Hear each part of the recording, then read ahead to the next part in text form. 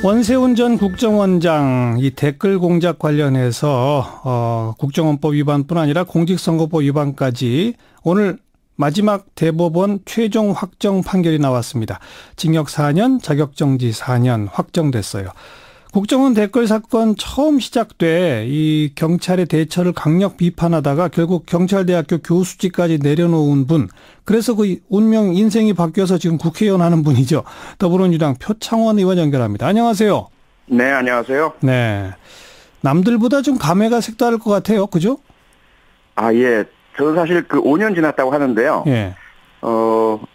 저나 저희 가족들은 엊그제 일 같았거든요. 5년 내내. 예. 아직까지 해결이 안 되고 그때 그 상황인 것 같고. 예. 그때 저희들이 겪었던 일들이 지금은 그렇지 않은데도 기본상으로는 계속인 것 같았고요. 예. 그런데 오늘 마지막 대법원 확정 판결이 내려져서 이제 끝났구나. 이제 그 사건은 이제 완결됐구나. 이제 그런 느낌이 좀 듭니다. 네. 그러니까 이게 2012년 12월 대선 직전에 뭐 국정원 직원으로 추정되는 인물이 오피스텔 빌려서 뭐 한다 이래가지고 민주당원들이 달려가서 그다음 경찰이 갔는데 문 안 열고 있던 이 상황이잖아요. 그렇습니다. 12월 11일이었죠. 그때 표창원 의원은 경찰은 문 열고 당장 들어가야 된다. 왜 안 들어가냐 이러면서 이제 시작돼서 결국 사표까지 내신 거잖아요. 네, 그렇습니다. 당시에 제가 들어가야 될 그 이유와 법리, 즉시 강제라든지 헌재 판결 이런 것들을 이제 소개를 하면서 예. 선관위와 경찰은 주저없이 바로 들어가서 현장 보존하고 증거인멸 방지하고 진실 규명해라 그렇게 얘기를 했었죠. 그런데 경찰은 안 들어갔었죠. 네, 못 들어가고 안 들어가고 그리고 이제 저에 대한 이제 비난이 많이 쏟아져서 제가 좀 견디기 어려운 상황이 됐었고요. 예. 아무튼 그러고 이제 2013년부터 이 수사가 시작이 돼가지고 네. 원세훈 전 원장이 그 1심, 2심, 3심에서 다 좀 바뀌고 또 다시 한번 왔다가 또 가고 이게 4년 몇 개월 거의 4년 10개월 걸렸다고 그래요. 이게 어떻게 된 겁니까, 그게?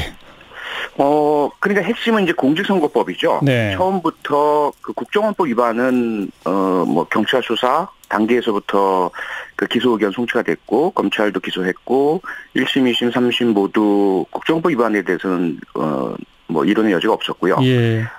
공직선거법을 적용하지 말라라는 압력이 당시에 황교안 법무장관 으로부터 검찰총장에게 가해졌다라는 보도들이 계속 나왔었고요. 네. 그리고 법원에서도 1심, 2심에서 갈린 것이 공직선거법을 1심은 무죄, 2심은 유죄.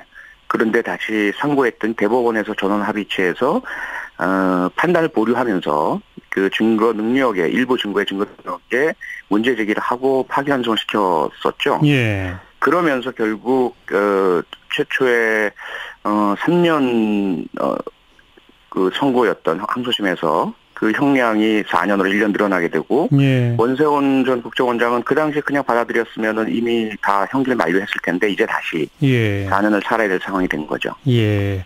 그런데 지금 말씀하신 것처럼 최초 1심에서는 선거법 위반을 인정 안 했다가 2심에서는 인정했는데 네. 그 당시 대법원에서 그 선거법 위반 부분에 대한 판단은 내리지 않고 몇몇 가지 그 효력에 대한 문제를 제기해서 파기환송했잖아요. 네네. 그럼 파기환송을 받은 2심, 즉 고등법원에서 대법원이 문제 제기한 그 핵심 증거는 일단 증거로 인용을 안 했잖아요. 네. 그걸 빼고서도 선거법 위반에 대한 형량을 높일 수 있었다 이겁니까?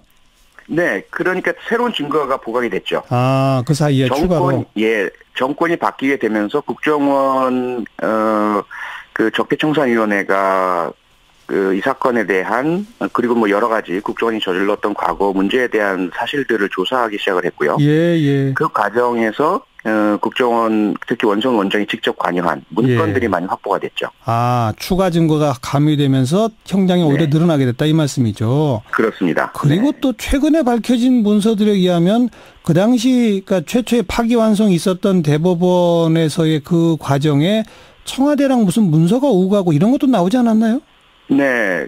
그 양승태 대법원장 과 청와대 그리고 대법원 사이에 이 사건에 있어서의 어떤 영향력을 의심케 하는 그런 이제 문건들이 국가기록원에서 확인이 됐죠. 네. 그런 다시 말하면 대법원이 그 당시에는 정권의 눈치 봐서 그렇게 했던 거 아니냐라고 추정되는 겁니까? 그렇죠. 아직까지는 추정이고요. 그 문건 자체가 대법원 판결에 영향을 미쳤다라는 그 자체 증명력을 가지진 못하니까요. 네. 그런 소지의 그 여지가 있었고 청와대에 관심이 있었고 대법원도 그걸 인지하고 있었다. 이러한 이제 상황까지는 확인이 된 것이죠. 참 우여곡절 많았었습니다. 표창원 의원한테 이제는 그 댓글 관련해서는 끝났구나 이런 느낌이 든다고 하셨는데 오늘의 이 대법원 확정 판결은 어떻게 평가하실래요? 한마디로. 늦었지만 정의가 구현됐고 이로써 대한민국의 정의는 반드시 구현될 것이다라는 믿음을 주었다라고 저는 생각합니다. 네. 이왕 댓글 얘기 나온 김에 요즘 그 이른바 드루킹 사건 관련된 댓글 얘기가 나오는데 그거랑 이거는 어떻게 연관이 있다고 보세요? 좀 비교를 하자면 국정원 등 권력기관이 개입된 뭐 댓글이라고 하기도 그렇지만 인터넷 여론조작 이것은 그 12.12 쿠데타 전두환 군사 집단이 무력을 동원해서 행했던 그리고 뭐 광주에서의 학살이라든지 이렇게 비유를 하자면 예. 드루킹 사건은 조폭이라고 볼 수 있겠죠. 조폭들이 행했던 건데 여기에 정치인이 연루됐느냐 안 됐느냐 이런 이제 의문이 남아 있는 거고요. 네. 그래서 야당의 문제 제기는 뭐 상당 부분 그럴 수 있다고 봅니다. 저희도 입장을 바꾼다면 저희가 야당이라면 당연히 그런 문제 제기를 했겠죠. 예. 그런데 그 부분이 이제 진위 여부 어느 선까지인지는 뭐 수사를 통해서 확인될 것이고요. 네. 그래요. 12.12 쿠데타라고 비교한다는 것은 국가기관 권력의 지시 뭐 이런 거고요. 네네. 조폭과 정당의 연계 의심 요 정도는 또 우리 정치권에서는 옛날부터 보면 조폭과 연계가 많이 있었잖아요. 그랬었죠. 예, 조폭 정치가 꽤 있었죠. 네. 알겠고요. 그나저나 원세훈 전 원장은 이 재판 말고도 지금 받아야 할 재판이 많죠? 많습니다. 우선 연관된 거로 민간 그 외곽 부대, 댓글 부대에 대해서 국정원 등록 지급을 하면서 관리했다는 문제가 지금 기소가 되어 있고요. 예. 그리고 그 MBC 방송 장악 부분에 대한 혐의 역시 현재 그 수사 중이죠. 예.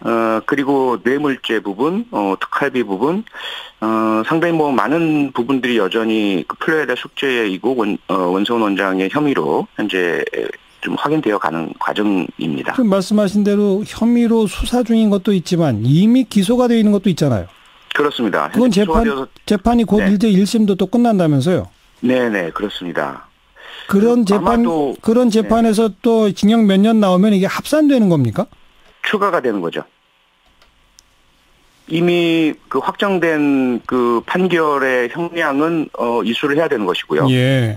별도의 혐의로 형량을 받으면 그 형량은 추가가 돼서 예. 또 살아야 되는 것이죠. 예. 아직 기소는커녕 수사 중인 것도 있으니까 어떤 사건으로 어떤 재판을 얼마나 더 받아야 될지도 아직은 모르는 상태로군요. 네, 아마도 지금 이제 4년형이 확정돼서 법정 구속됐고 형기가 시작될 테니까요. 네. 그 수감 상태에서 형량을 치르면서 다른 사건의 재판을 이제 받아야지 되죠. 네. 그래서 그 재판이 계속 항소하고 상고를 한다면 역시 수년간 지속될 테고, 아하. 네, 아마도 형기가 만료되는 시점까지 가서 확정 판결 나면 또 다른 형기가 시작되고. 그런 상황이 현재 예상이 되죠. 첩첩산중의 과정이 남아있다. 이 말씀까지 네, 고맙습니다. 네, 고맙습니다. 더불어민주당 표창원 의원의 목소리였습니다.